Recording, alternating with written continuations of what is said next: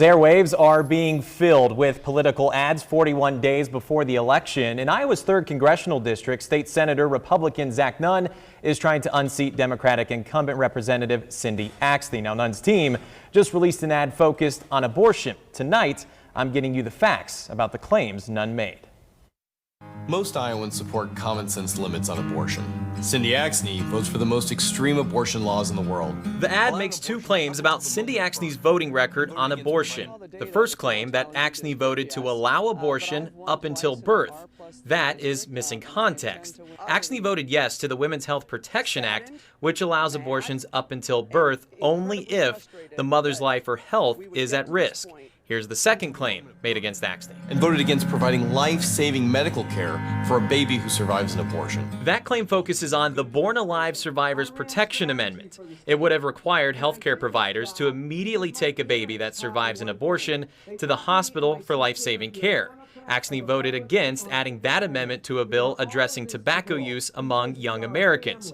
Her spokesperson tells me Axne felt the amendment was unrelated and should not be attached to this specific bill. I asked whether Axne supports the Born Alive bill. The campaign told me in part, babies born alive have had federal protections for 20 years. Claiming Cindy Axne has voted to kill babies is beyond offensive. Good people can disagree on abortion, but Cindy Axne is too extreme. In the second half of the ad, Zach Nunn describes himself as pro-life, but says he voted for exceptions for health of the mother.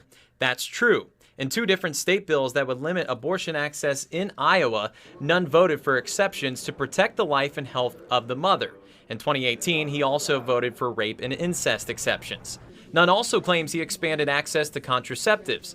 Also true. In March of this year, he voted yes to making birth control available for women without a doctor's prescription. It passed with bipartisan support and was signed into law by Governor Reynolds in May. The last claim is that Nunn streamlined adoption services in the state. Nunn voted for Iowa's Safe Haven law, which allows parents to leave babies 30 days or younger at a hospital without being prosecuted for abandonment. The custody of the child can then be released to the state. He also voted for another House File 743, which removes some financial barriers to the adoption process.